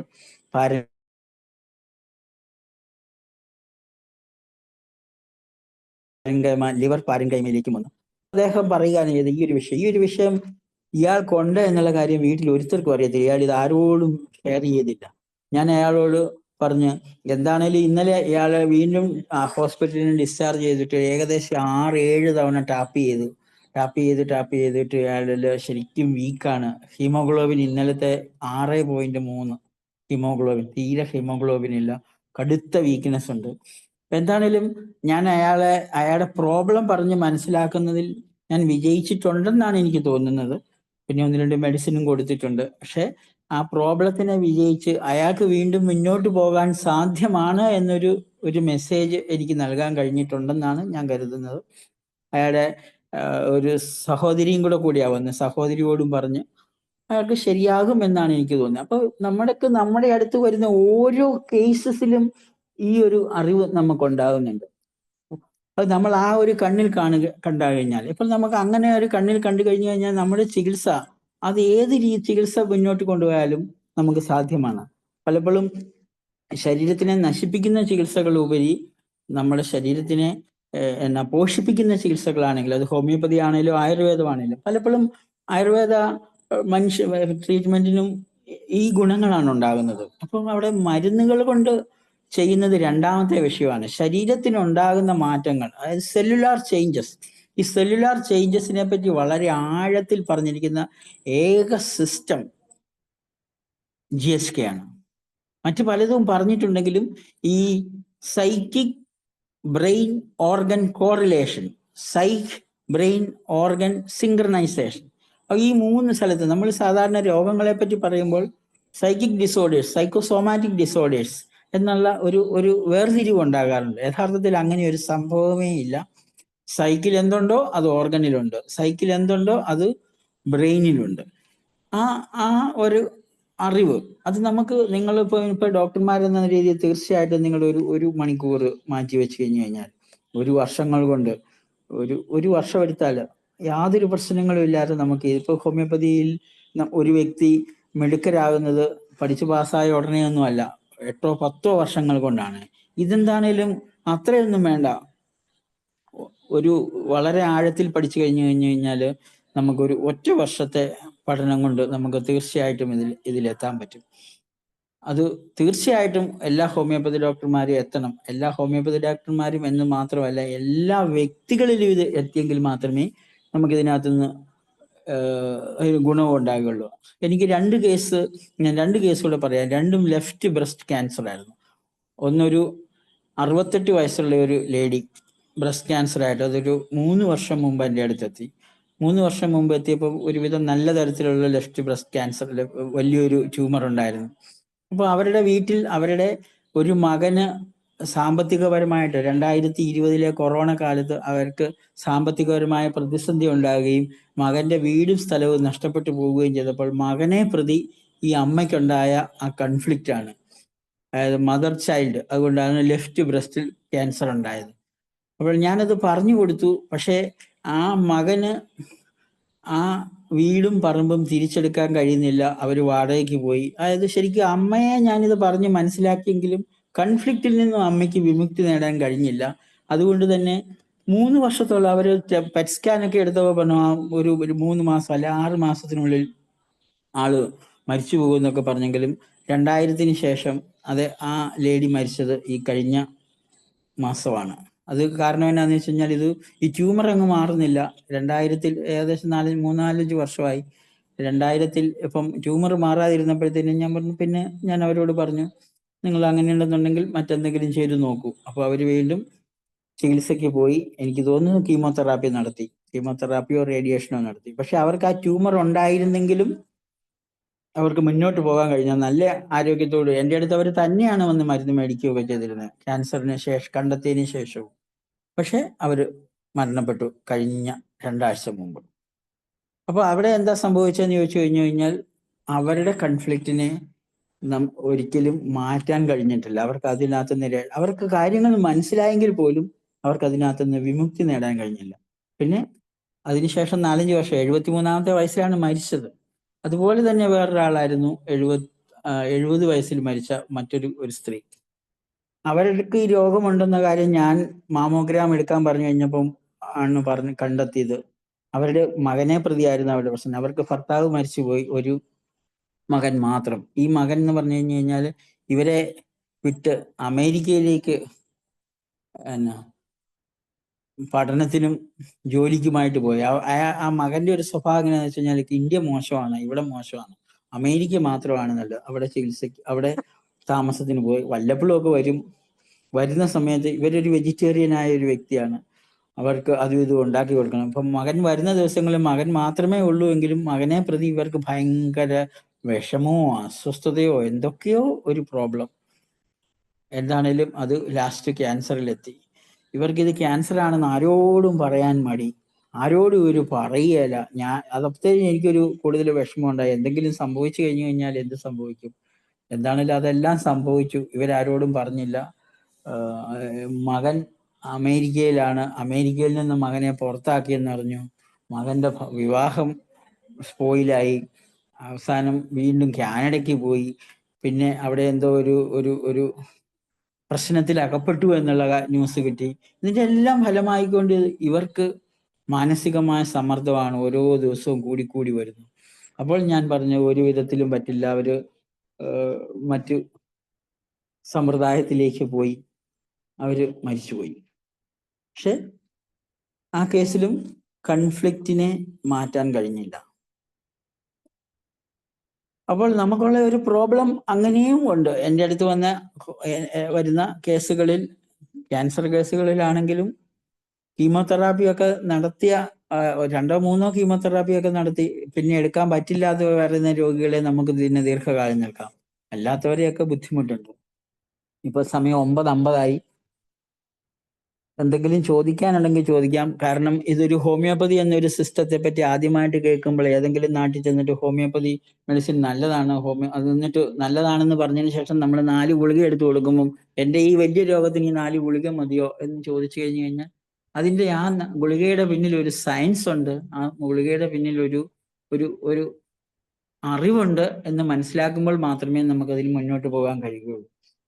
ഇപ്പം ഡോക്ടർ വർഗീസ് ഈ ഒരു കാര്യത്തിൽ വളരെയധികം മുന്നോട്ട് പോയിട്ടുണ്ട്. അദ്ദേഹം ഒരു ഗ്ലോബൽ GSKയുടെ ഒരു ഹോമിയോപ്പതിക്കാർക്ക് വേണ്ടിയുള്ള ഒരു ഗ്രൂപ്പും ഉണ്ടാക്കിയിട്ടുണ്ട്. അതിൽ കയറി ആണെങ്കിൽ നമുക്ക് കൂടുതൽ കാര്യങ്ങൾ പഠിക്കാൻ പറ്റും. അതല്ലെങ്കിൽ ഇതിനെപ്പറ്റിയുള്ള ലീഫ്ലെറ്റുകളുണ്ട്, ബുക്കുകളുണ്ട്, വായിക്കുക, പഠിക്കുക. ഡോക്ടർ ഹനുമാൻ പണ്ട് പറഞ്ഞിരുന്നു, മയാസത്തെ പറ്റി ഹനുമാൻ പറഞ്ഞ ഒരു വാക്കായിരുന്നു. മയാസം കണ്ടുപിടിച്ചതിന് ശേഷം ഹനുമാൻ എഴുതി, one day people will understand what I have. അപ്പൊ മയാസത്തെ പറ്റി എഴുതിയപ്പോൾ ആദ്യമേ അദ്ദേഹത്തിന്റെ അനുയായികളും അദ്ദേഹത്തിന്റെ ശിഷ്യരും പറഞ്ഞു ഇതൊരു നോൺസെൻസ് ആയ കാര്യമാണ്. അപ്പോൾ ഹനുമാൻ അതൊരു നോൺസെൻസ് ആണെന്ന് എടുത്തിട്ടില്ല. അപ്പോൾ ഒരിക്കൽ ഒരു കാലം വരും അനുയായികൾ ഇത് മനസ്സിലാക്കുന്ന, one day people will understand what the miasm is. അത് നമ്മുടെ കേരളത്തിന്റെ ഹോമിയോപ്പതി ചരിത്രത്തിലും ഇത് കാണാൻ കഴിയും. മയാസത്തെ പറ്റി ഡോക്ടർ വർഗീസ് ക്ലാസ് എടുത്തപ്പം എല്ലാവരും കിടന്ന് ഭയങ്കര ബഹളം വെച്ചു. മയാസം കൊണ്ട് എന്താ കാര്യം, മയാസം പഠിക്കാതെ. ഇപ്പൊ നമ്മുടെ കേരളത്തിലാണെങ്കിൽ ഒരു പ്രശസ്തനായ ഒരു ഡോക്ടർ, ഞാൻ മയാസത്തിനെ കാണുന്നേ ഇല്ല, ഞാൻ ഓർഗനോണും മയാസവും ഇല്ലാതെയാണെങ്കിൽ ഏത് രോഗത്തെയും ചികിത്സിക്കാമെന്നും പറഞ്ഞ് എപ്പോഴും പറഞ്ഞുകൊണ്ട് നടക്കുന്ന ഒരു ഡോക്ടറുണ്ട്. വന്നോ സാറേ, വന്നോളൂ. ഹലോ എന്ന് പറഞ്ഞ രീതിയിൽ ഹാമർ പറഞ്ഞ ഒരു കാര്യമാണ്, 35 വർഷത്തെ എൻ്റെ പ്രയത്നത്തിന്റെ ഫലമായിക്കൊണ്ട് ഞാൻ ഇതാ GSK അഥവാ GNM ഉണ്ടാക്കിയിരിക്കുന്നു, അല്ലെങ്കിൽ കണ്ടുപിടിച്ചിരിക്കുന്നു. എൻ്റെ ഗ്രൗണ്ട് ബ്രേക്കിംഗ് ആയിട്ടുള്ള കണ്ടുപിടുത്തം ഞാൻ നടത്തിയിരിക്കുന്നു. If you are bright enough to understand what I have invented you can use it എന്നാണ് ഹാമർ അതിനകത്ത് എഴുതിയിരിക്കുന്നത്. അദ്ദേഹത്തിന്റെ ബുക്കുകളിൽ എഴുതിയിരിക്കുന്ന ഒരു വാക്കാണിത്. നിങ്ങൾക്ക് ഇത് മനസ്സിലാക്കാൻ കഴിയുമെങ്കിൽ മനസ്സിലാക്കുക. നമ്മളിത് ആദ്യമേ മനസ്സിലാക്കുമ്പോൾ പലപ്പോഴും ഹാമറിന്റെ ഒറിജിനൽ ഓർഗനോണിന്റെ പുസ്തകത്തിൽ കൂടെ പോകുന്ന പോലെയാണ് ഹാമറിന്റെ ഒറിജിനൽ ബുക്കുകളിൽ കൂടി കടന്നു പോയപ്പോൾ കിട്ടിയത്. ഒന്നും മനസ്സിലായിട്ടില്ല. അപ്പൊ പിന്നെ ഒരു വാശിയായി. 2ാമത് വായിച്ചു, കുറച്ച് പിടികിട്ടി. 3ാമത് വായിച്ചു. ഞാൻ ഒറിജിനൽ ഹാമറിന്റെ പുസ്തകം 4-5 പ്രാവശ്യമെങ്കിലും വായിച്ചപ്പോഴാണ് കുറച്ചെങ്കിലും ഒക്കെ കിട്ടിയത്. പിന്നെ മറ്റു ചില ബുക്കുകളും പിന്നെ വർഗീസിന്റെ ക്ലാസ്സുകളും ഇതെല്ലാം കൂടെ കൂടിയിട്ട് ഇപ്പോൾ ഏകദേശം പിന്നെ ഇതൊരു ഒരു ഒരു നോളജ് എന്ന രീതിയിൽ നമ്മൾ എന്ത് പുതിയത് പഠിച്ചു കഴിഞ്ഞാലും വിജയകർ സാറ് പറഞ്ഞ പോലെയാണ്, നിങ്ങൾ പുതിയതായിട്ട് എന്തെങ്കിലും പഠിച്ചുകൊണ്ടിരുന്നു കഴിഞ്ഞു കഴിഞ്ഞാൽ പിറ്റേ ദിവസം മുതൽ നമ്മുടെ അറിവിനെ വെല്ലുവിളിച്ചു കൊണ്ടിരിക്കുന്ന രോഗികളായിരിക്കും നാളെ മുതൽ വരിക.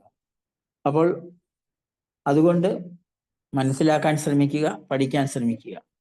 എന്തെങ്കിലും ഹലോ ഹലോ സാറേ, ഈ ഡോക്ടർ ഹാമറുടെ മെഡിക്കൽ ബാക്ക്ഗ്രൗണ്ട് ഒന്ന് പറയാമോ? അദ്ദേഹം ജർമ്മനിയിൽ, ഇപ്പൊ ഞാൻ അദ്ദേഹത്തിന്റെ ജീവചരിത്രത്തിനെ പറ്റി എനിക്ക് വളരെ കൃത്യമായിട്ട് പറയാൻ പറ്റില്ല. ജർമ്മനിയിൽ ഒരു ഡോക്ടറായിരുന്നു അദ്ദേഹം, അവിടുത്തെ MD കാരൻ. അതിനുശേഷം സർജിക്കൽ പിന്നെ ഓങ്കോളജി സ്പെഷ്യലിസ്റ്റ് ആയിരുന്നു. അതുപോലെ തന്നെ പിന്നെ മെന്റൽ ഹെൽത്തിലും അദ്ദേഹം സ്പെഷ്യലൈസ് ചെയ്തിരുന്നു.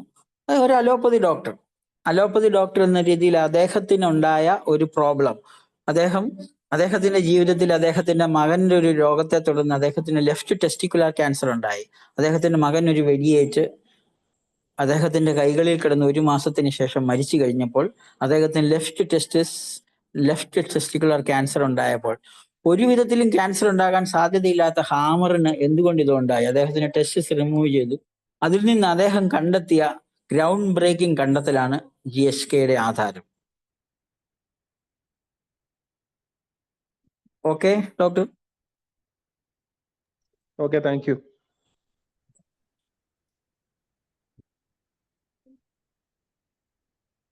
ഡോക്ടർ അനിത?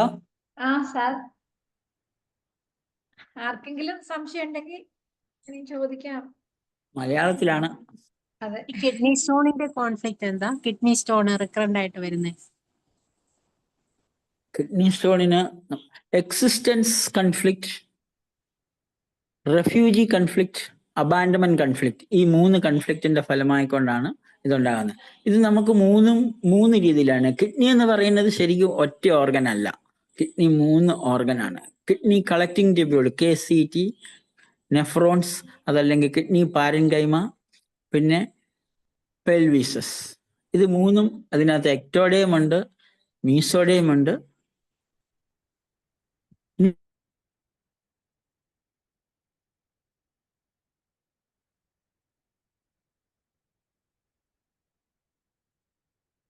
ന്യൂമീസോഡിയം.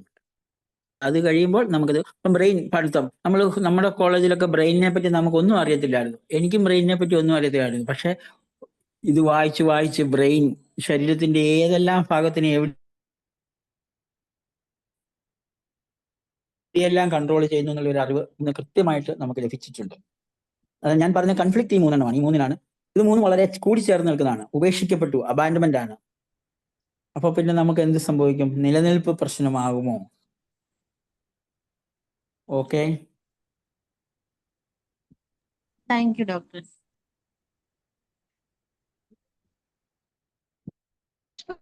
സാറേ, കോൺസ്റ്റിപ്പേഷന്റെ എന്തെങ്കിലും കോൺഫ്ലിക്റ്റ് ഉണ്ടോ? അങ്ങനെ നമുക്ക് കോൺസ്റ്റിപ്പേഷന് കോൺഫ്ലിക്റ്റ് ഉണ്ടോ എന്ന് ചോദിച്ചു കഴിഞ്ഞാൽ തീർച്ചയായിട്ടും കോൺഫ്ലിക്റ്റ് ഉണ്ട്. അതിന് ശരിക്കും മോർസൽ കോൺഫ്ലിക്റ്റ് എന്നാണ് വിളിക്കുന്നത്. മോർസൽ എന്ന് പറഞ്ഞു കഴിഞ്ഞാൽ ഭക്ഷണം, ഒരു ഉരുള ഭക്ഷണം. ഒരു ഭക്ഷണം നമുക്ക് കിട്ടുക, നമ്മൾ ഭക്ഷണത്തെ കാണുക, ഉപയോഗപ്പെടുത്തുക, കഴിക്കുക, ഡൈജസ്റ്റ് ചെയ്യുക, അബ്സോർവ് ചെയ്യുക, എക്സ്ക്രീറ്റ് ചെയ്യുക. ഒരു ഭക്ഷണം എന്ന് പറഞ്ഞു കഴിഞ്ഞാൽ അതിൽ ഇത്രയും പ്രോസസ്സ് ഉണ്ട്. നമ്മൾ ആ പ്രോസസ്സുകളിലെല്ലാം അവസാനം ഉള്ളതാണ് അതിനെ പുറന്തള്ളാൻ പറ്റാതിരിക്കുക എന്ന ഒരു വിഷയമാണ് അവിടെയുള്ള മോർസൽ കൺഫ്ലിക്റ്റ്. അതായത് മോർസൽ മീൻസ് ഒരു ഉരുള ഭക്ഷണത്തിനാണ് മോർസൽ എന്ന് വിളിക്കുന്നത്, അല്ലെങ്കിൽ ചങ്ക് കൺഫ്ലിക്ട്സ്. നമ്മൾ പണ്ട് കാലം പറയല്ലേ, ഇതൊക്കെ വയറ്റുപിഴപ്പിന്റെ ആണ്. മലയാളത്തിൽ ഒരു വാക്കുണ്ട്, വയറ്റുപിഴപ്പ്. ഭക്ഷണത്തിന് വേണ്ടിയുള്ള കാര്യമാണ്. അപ്പോൾ കോൺസ്റ്റിപ്പേഷൻ അവിടെയാണ് അതിന്റെ പ്രശ്നം.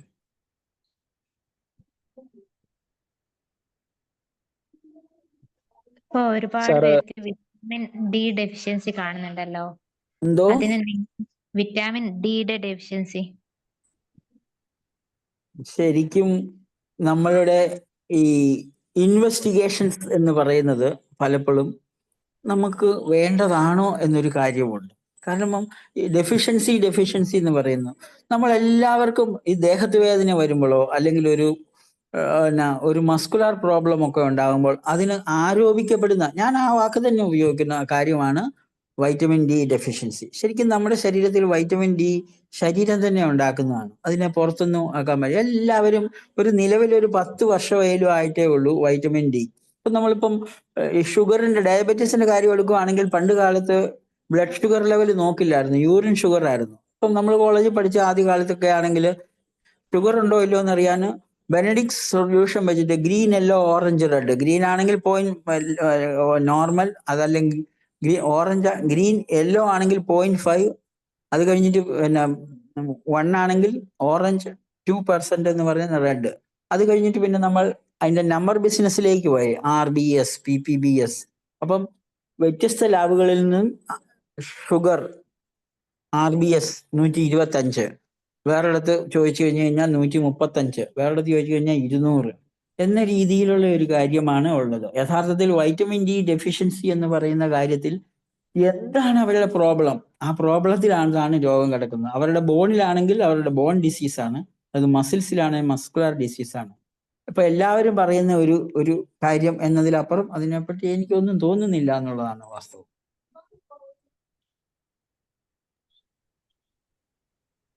സാർ, ഈ ഹീലിംഗ് ഫേസിൽ നമ്മൾ മെഡിസിൻസ് കൊടുക്കുമ്പോൾ ഹീലിങ്ങിനെ ഫേവർ ചെയ്യണമല്ലോ. അപ്പം നമ്മൾ ഏതെങ്കിലും ഒരു തെറാപ്പി ഹീലിംഗ് ഫേസിന് എഗെയിൻസ്റ്റ് ആയിട്ട് വരാൻ സാധ്യതയുണ്ടോ? അവിടെ ശരിക്കും നിയമാനുസൃതമായി അവിടെയാണ് നമ്മൾ പലപ്പോഴും സപ്രസീവ് ട്രീറ്റ്മെന്റ് അല്ലാത്ത, ഇമ്മ്യൂണോ സപ്രസന്റ് അല്ലാത്ത, അതായത് ശരീരത്തിന് ദോഷകരമല്ലാത്ത ഏത് ചികിത്സാ രീതികളും അതിൽ ഉപകാരപ്രദമാണ്. ഇപ്പം നമുക്ക് പല ചികിത്സാ പദ്ധതികളും ഒരു വ്യക്തമായ പ്രിൻസിപ്പിൾസിൽ അധിഷ്ഠിതമാണ്. പ്രിൻസിപ്പിൾസിൽ അധിഷ്ഠിതമായ ചികിത്സകളെല്ലാം തന്നെ നല്ലതാണ്. അതിന് പകരം നമ്മൾ റിഡക്ഷനിസ്റ്റ് മെത്തേഡാണ് പലപ്പോഴും തകരാറുകൾ ഉണ്ടാക്കുന്നത്. പനി ഉണ്ടെങ്കിൽ പനി കുറയ്ക്കുന്നു, ഷുഗർ കൂടുതലാണെങ്കിൽ അത് കുറയ്ക്കുന്നു, എന്താണോ കൂടുതലുള്ളത് കുറയ്ക്കുന്നു, കുറവുള്ളത് സപ്ലൈ ചെയ്യുന്നു. അതിന്റെ വേറൊരു പേരാണ് റിഡക്ഷനിസ്റ്റ് മെത്തേഡ്. പലപ്പോഴും നമ്മളിപ്പോൾ നമ്മുടെ കാണുന്ന റിഡക്ഷനിസ്റ്റ് മെത്തേഡാണ്. എന്തിനാണ് ശരീരം അങ്ങനെയൊരു സംഭവം ഉണ്ടാക്കിയിരിക്കുന്നത്? ശരീരത്തിന് അത് ഉണ്ടാക്കാൻ പറ്റുവാണെങ്കിൽ അതിനെ മാറ്റാനും സാധ്യമല്ലേ എന്നുള്ളതാണ്. വൈറ്റൽ ഫോഴ്സിനെ പറ്റി ഇന്റലിജന്റ് വൈറ്റൽ ഫോഴ്സ് നമ്മൾ പറഞ്ഞിട്ടുണ്ടല്ലോ. The dynamics, the intelligent vital force can freely employ this living organism for the higher purpose of our existence എന്നാണ് ഹോമിയോപ്പതിയിൽ പറഞ്ഞിരിക്കുന്നത്. അപ്പം അത് ഏത് ചികിത്സാ സമ്പ്രദായമാണെങ്കിലും നമ്മൾ അതിനകത്ത് ഏതെങ്കിലും ഒരെണ്ണമാണ് നല്ലത് എന്ന് പ്രത്യേകമായിട്ട് പറയേണ്ടതില്ല. ഹോമിയോപ്പതി ആ രീതിയിൽ നോക്കുവാണെങ്കിൽ നല്ല ചികിത്സാ സമ്പ്രദായമാണ്, ആയുർവേദത്തിന് നല്ല ചികിത്സാ സമ്പ്രദായമാണ്, സിദ്ധയിൽ നല്ല ചികിത്സകളുണ്ട്. അവിടെയെല്ലാം ശരീരത്തിന്റെ ആ മെക്കാനിസത്തെ, അല്ലെ ശരീരത്തിന്റെ ഹീലിംഗ് പ്രോസസ്സിനെ മുന്നോട്ട് നയിക്കുന്നത് എന്തും നല്ലതാണെന്നാണ് പേഴ്സണലായ എൻ്റെ അഭിപ്രായം. Thank you sir. Varghese sir, doctor Varghese sir. Yes, കേൾക്കുന്നുണ്ടായിരുന്നു. 2 കറക്ഷൻ വരാം. അതായത് ഒന്ന്, സ്റ്റോണിന്റെ കാര്യം പറഞ്ഞ്, പ്രത്യേകിച്ചും most of the conditions of kidney stones അതെല്ലാം വരുന്നത് പെൽവിക്സ് ഓഫ് ദി കിഡ്നിയിലാണ്. അവിടെ മുതൽ യൂറിത്ര വരെയുള്ളതെല്ലാം ടെറിട്ടോറിയൽ മാർക്കിംഗ് കോൺഫ്ലിക്റ്റ് ആണ് പ്രധാനമായിട്ടുള്ളത്. കാരണം ഏത് ടിഷ്യൂവിലാണ്, ഇപ്പോൾ ഡോക്ടർ പറഞ്ഞ പോലെ ഏത് ടിഷ്യൂവിലാണ് സ്റ്റോൺ ഉണ്ടാകുന്നതിനനുസരിച്ചിട്ട് ആ 3 ലെയറും അതിന്റെ കോൺഫ്ലിക്റ്റ് ഡിഫറെന്റ് ആയിട്ടുണ്ടാവും. ശരിയാണ് ഡോക്ടർ. ഞാനത് മാത്രമാണ് ഡോക്ടർ ശശി പറഞ്ഞത് fish out of water, existence conflict, refugee conflict, isolation conflict, hospitalisation conflict, ഇങ്ങനെ 5 കോൺഫ്ലിക്റ്റുകൾ. അതേസമയം എക്ടോഡേം ആണ് പെൽവിസ് ഓഫ് ദി കിഡ്നി മുതൽ ഡൗൺ യൂറിറ്റർ, ബ്ലാഡർ, യൂറിത്ര. അപ്പം അതെല്ലാം എക്ടോഡേം കൺട്രോൾഡ് എക്ടോഡേം ഒറിജിൻ ആയിട്ടുള്ള ടിഷ്യൂസിലാണ്. അവിടെയുള്ള കോൺഫ്ലിക്റ്റ് ടെറിട്ടോറിയൽ മാർക്കിംഗ് കോൺഫ്ലിക്റ്റ് ആണ്. അവിടെയും സ്റ്റോൺ കോമൺ പ്ലേസ് അവിടെ തന്നെയാണ്, പെൽവിസ് ഓഫ് ദി കിഡ്നിയിലാണ്, യൂറിറ്ററിലൊക്കെയുള്ള കിഡ്നീസ്. അതെനിക്കൊരു തിരുത്തലായിട്ട് തോന്നി. സാധാരണഗതിയിലെ കിഡ്നി സ്റ്റോൺ എന്ന് പറയുമ്പോൾ ആദ്യത്തെ ആ 3 കോൺഫ്ലിക്റ്റുകളാണ് ക്ലാസിക്കലി ഉള്ളത്. അതുകൊണ്ടാണ് ഞാനത് പറഞ്ഞത്. സാർ പറഞ്ഞ വളരെ കറക്റ്റ് തന്നെയാണ്. അത് കുറച്ചൊരു ആഴത്തിലുള്ള അറിവ് എത്തിക്കഴിഞ്ഞതിന് ശേഷം എത്തേണ്ടതാണ്.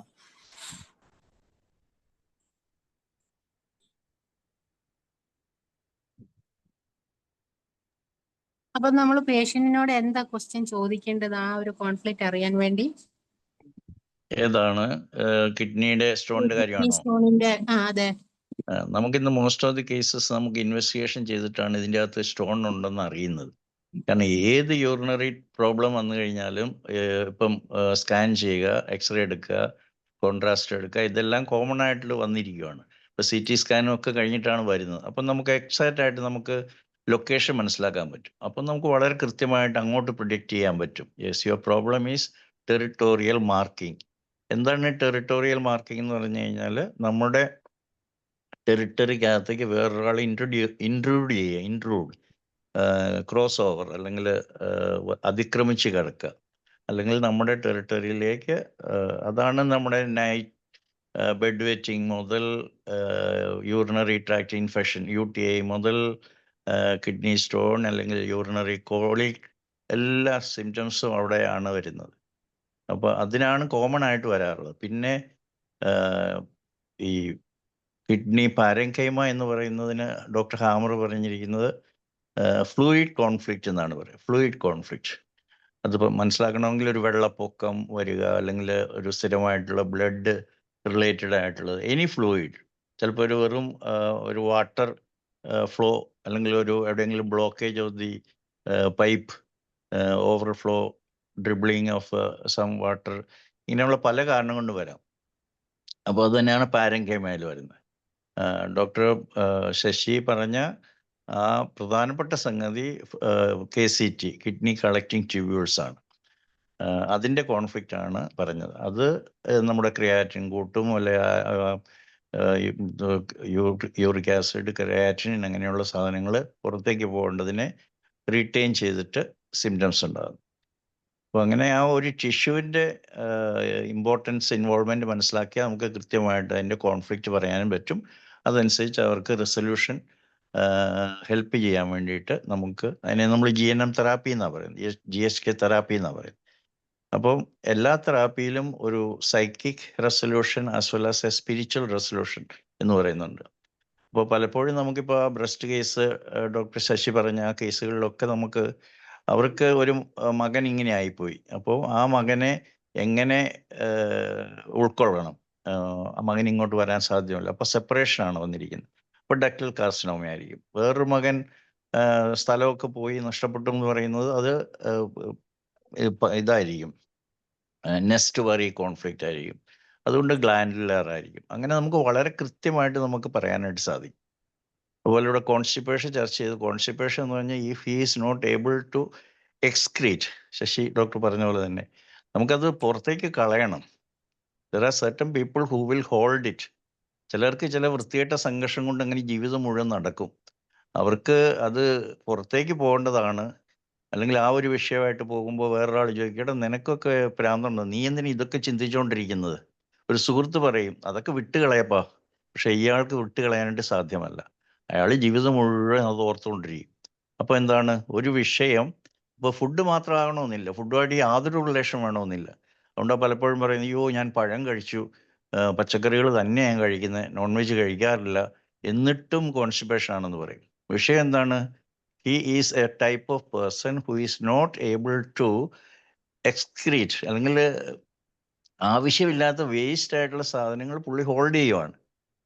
അപ്പം ശരിക്കും അയാളോട് പറയണം, ഇത് ഹോൾഡ് ചെയ്താൽ നിങ്ങൾക്ക് യാതൊരു ഗുണവുമില്ല. ഏത് വ്യക്തിയാണോ ഈ വിഷയം ഉണ്ടാക്കിയിരിക്കുന്നത് അയാൾ ഓൾറെഡി സുഖമായിട്ട് കിടന്നുറങ്ങുന്നുണ്ട്, പക്ഷെ ഇയാൾ ഇത് ഓർത്തുകൊണ്ടിരിക്കുകയാണ്. സോ സുഹൃത്തായിട്ടുള്ള ഒരാൾ ചിലപ്പോൾ പറയും നീ വിട്ടുകളയപ്പ, ഫോർഗെറ്റ് ആൻഡ് ഫോർഗീവ്. അത് സാധിക്കാത്തവർക്കാണ് ഈ പറയുന്ന വേസ്റ്റ് റീറ്റെയിൻ ചെയ്യുന്നത്. അതാണ് കോൺസ്റ്റിപ്പേഷൻ്റെ പ്രധാനപ്പെട്ട കാരണം. ഇൻഡൈജസ്റ്റബിൾ മോർസൽ കോൺഫ്ലിക്റ്റ് എന്ന് തന്നെയാണ് പറയുന്നത്. Okay, thank you. Okay doctor Anita. അപ്പം Thank you, എന്താണേലും sir. ഇങ്ങനെ ഒരു സന്ദർഭം ഉണ്ടായി, എല്ലാവരോടും സംസാരിക്കാൻ ഒരുപാട് കഴിഞ്ഞു. ഒരുപാട് വിവരങ്ങൾ നമുക്ക് കിട്ടാനൊരു ചാൻസ് തന്നെയാണ്. ശരിക്കും പറഞ്ഞാല് സിജപരി സാറ്, അതുപോലെ ശശിധരൻ സാറ്, എല്ലാവരുടെയും ഒരു സഹായം നമുക്ക് ശരിക്കും പറഞ്ഞു കഴിഞ്ഞാൽ GSKയിലുള്ള നോളജ് വർദ്ധിപ്പിക്കാൻ, അതുപോലെ ഹോമിയോപ്പതി നല്ല രീതിയിൽ മുമ്പോട്ട് നമുക്ക് ട്രീറ്റ് ചെയ്യാൻ, ക്ലാസിക്കൽ മെത്തേഡ് നല്ല രീതിയിൽ നമുക്ക് ചെയ്യാൻ പറ്റും എന്നുള്ള ഒരു പൂർണ്ണ ഉറപ്പ് നമുക്കുണ്ട്. ഇപ്പൊ ഇത്രയും ദിവസത്തെ ക്ലാസ്സിൽ നിന്ന് നമുക്ക് കുറേ വിവരങ്ങൾ ശരിക്കും കിട്ടിയിട്ടുണ്ട്. ശരിക്കും വാല്യബിൾ ആണ്. മിസ്സായവർക്ക് ഒരു വലിയൊരു മിസ്സിങ് തന്നെയാണെന്ന് ശരിക്കും പറയാം, ക്ലാസ് മിസ്സായി പോയവർക്ക്. പിന്നെ ആവശ്യമുള്ളവർക്ക് നമുക്ക് അതിനെല്ലാം ഡൗൺലോഡ് ചെയ്ത് ഞാൻ യൂട്യൂബിനകത്താക്കി എല്ലാവർക്കും ആവശ്യമുള്ളവർക്കെല്ലാം കൊടുക്കാം. നമ്മുടെ കൂട്ടത്തിലുള്ളവർക്ക് പലരും കഴിഞ്ഞ ദിവസം വേറെ 2 പേര് എന്നോട് ചോദിച്ചിരുന്നു. ഞാൻ ഇത് ചെയ്തുകൊണ്ടിരിക്കുകയാണ്, ചെയ്തു കൊടുക്കാം. അപ്പം ശശിധരൻ ഡോക്ടറിന് ഞങ്ങളുടെ ഹൃദയത്തിൽ നിന്നുള്ള നന്ദി അറിയിക്കുകയാണ്. അതുപോലെ ക്ലാസ്സിൽ പങ്കെടുത്ത എല്ലാ ഡോക്ടർ ശശിധരൻ ഞങ്ങളുടെ ടീച്ചിങ് ഫാക്കൽറ്റിയിലെ മെമ്പറാണ്. ഗ്ലോബൽ GSKയുടെ GSK ഫോർ ഹോമിയോപ്പത്സ് എന്ന് പറയുന്ന 13-ാം തീയതി തുടങ്ങുന്ന കോഴ്സിന്റെ എസ്റ്റീംഡ് ടീച്ചിങ് ഫാക്കൽറ്റി മെമ്പറാണ്. അപ്പോൾ ഞങ്ങൾ 26 പേരുണ്ട്. അതിൽ ബഹുമാനപ്പെട്ട ഒരു മെമ്പറാണ് ഡോക്ടർ ശശി. അതുകൊണ്ട് മലയാളികൾ വേറെ ഒരാളും കൂടി ഉണ്ട്, ഒരു ഡോക്ടർ സുമയ്യ അലൻസാരി, ഡോക്ടർ ഇക്ബാൽ കുറ്റിപ്പുറം, അങ്ങനെ കുറച്ച് പേരുണ്ട്. അപ്പോൾ ഇവരുടെ എല്ലാം ക്ലാസ്സുകളും കേസസും ഒക്കെ ആയിട്ട് കൂടുതൽ പഠിക്കാൻ വേണ്ടി ഇവിടെയുള്ള എല്ലാവരെയും ക്ഷണിക്കുകയാണ്. ഹോമിയോപ്പതിയിൽ എങ്ങനെ GSK ഉപയോഗപ്പെടുത്തണമെന്നുള്ളതിനെ കുറിച്ച് തന്നെയാണ് ഇനി അങ്ങോട്ടേക്ക് കണ്ടിന്യൂസ് ആയിട്ടുള്ളത്. ആകെ നിങ്ങൾക്ക് ഒരു വർഷത്തേക്ക് ചിലവാകുന്ന വെറും 2000 രൂപയാണ്. അതുകൊണ്ട് അതിൻ്റെ അകത്ത് പണമൊന്നും നിങ്ങൾ വിചാരിക്കരുത്. നിങ്ങളുടെ പ്രാക്ടീസിലൂടെ വളരെയധികം മെച്ചം നിങ്ങൾക്ക് കിട്ടും. അതുകൊണ്ട് തീർച്ചയായിട്ടും നിങ്ങളെല്ലാവരെയും ഞാൻ ഈ ക്ഷണിക്കാൻ വേണ്ടിയിട്ടും കൂടി ഞാൻ ഈ അവസരം ഉപയോഗപ്പെടുത്തുകയാണ്. Thank you doctor Anitha, doctor Sasi, വളരെ സന്തോഷം. Thank you sir. ഡോക്ടറെ. അപ്പം ശശിധരൻ ഡോക്ടറിന്റെയും സാറിന്റെയും ഒക്കെ സഹായം നമുക്ക് വീണ്ടും ഉണ്ടാകും. എല്ലാവരും അതുപോലെ GSKയിൽ രജിസ്റ്റർ ചെയ്യുക. രജിസ്റ്റർ ചെയ്ത് കഴിഞ്ഞാൽ സാറ് പറഞ്ഞു വേണം, ഒരു വർഷത്തെ നമുക്ക് ഇതുപോലുള്ള കോഴ്സുകൾ നമുക്ക് ഫ്രീ ആയിട്ട് അറ്റൻഡ് ചെയ്യാൻ പറ്റും. സാറിന്റെ ഇവരുടെ 2 സാറുമാരുടെയും സപ്പോർട്ട് നമുക്ക് എപ്പോഴും ഉണ്ടായിരിക്കും. അതുകൊണ്ട് എല്ലാവരെയും ഒരിക്കൽ കൂടി ഇൻവൈറ്റ് ചെയ്തുകൊണ്ട് നമുക്ക് ഇന്ന് പിരിയാം. Thank you all. Good night.